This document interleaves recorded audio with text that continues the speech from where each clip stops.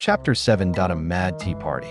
There was a table set out under a tree in front of the house, and the March Hare and the Hatter were having tea at it. A dormouse was sitting between them, fast asleep, and the other two were using it as a cushion, resting their elbows on it, and talking over its head. Very uncomfortable for the dormouse, thought Alice. Only, as it's asleep, I suppose it doesn't mind. The table was a large one, but the three were all crowded together at one corner of it. No room, no room, they cried out when they saw Alice coming. There's plenty of room, said Alice indignantly, and she sat down in a large armchair at one end of the table. Have some wine, the March Hare said in an encouraging tone. Alice looked all round the table, but there was nothing on it but tea. I don't see any wine, she remarked. There isn't any, said the March Hare. Then it wasn't very civil of you to offer it, said Alice angrily. It wasn't very civil of you to sit down without being invited, said the March Hare. I didn't know it was your table, said Alice. It's laid for a great many more than three. Your hair wants cutting, said the Hatter. He had been looking at Alice for some time with great curiosity, and this was his first speech. You should learn not to make personal remarks, Alice said with some severity. It's very rude. The Hatter opened his eyes very wide on hearing this, but all he said was, Why is a raven like a writing desk? Come, we shall have some fun now, thought Alice. I'm glad they've begun asking riddles. I believe I can guess that, she added aloud. Do you mean that you think you can find out the answer to it? Said the March Hare. Exactly so, said Alice. Then you should say what you mean, the March Hare went on. I do, Alice hastily replied. At least I mean what I say. That's the same thing, you know. Not the same thing a bit, said the Hatter. You might just as well say that I see what I eat is the same thing as I eat what I see. You might just as well say, added the March Hare, that I like what I get is the same thing as I get what I like. You might just as well say, added the Dormouse, who seemed to be talking in his sleep, that I breathe when I sleep is the same thing as I sleep when I breathe.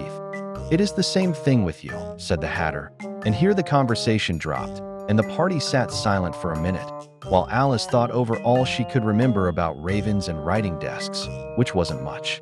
The Hatter was the first to break the silence. What day of the month is it? He said, turning to Alice. He had taken his watch out of his pocket and was looking at it uneasily, shaking it every now and then and holding it to his ear. Alice considered a little and then said the 4th. 2 days wrong, sighed the Hatter. I told you butter wouldn't suit the works. He added, looking angrily at the March Hare. It was the best butter, the March Hare meekly replied. Yes, but some crumbs must have got in as well, the Hatter grumbled. You shouldn't have put it in with the bread knife.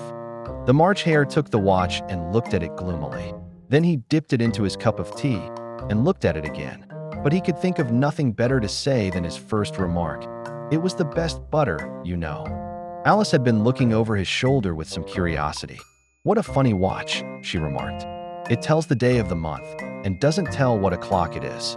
Why should it? Muttered the Hatter. Does your watch tell you what year it is? Of course not, Alice replied very readily.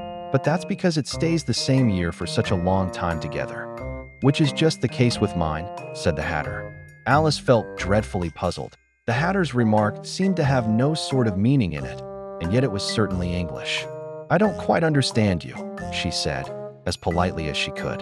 The Dormouse is asleep again, said the Hatter, and he poured a little hot tea upon its nose. The Dormouse shook its head impatiently and said, without opening its eyes, Of course, just what I was going to remark myself. Have you guessed the riddle yet? The Hatter said, turning to Alice again. No, I give it up, Alice replied. What's the answer? I haven't the slightest idea, said the Hatter. Nor I, said the March Hare. Alice sighed wearily. I think you might do something better with the time, she said, than waste it in asking riddles that have no answers. If you knew time as well as I do, said the Hatter, you wouldn't talk about wasting it. It's him. I don't know what you mean, said Alice. Of course you don't, the Hatter said, tossing his head contemptuously. I dare say you never even spoke to time. Perhaps not, Alice cautiously replied. But I know I have to beat time when I learn music.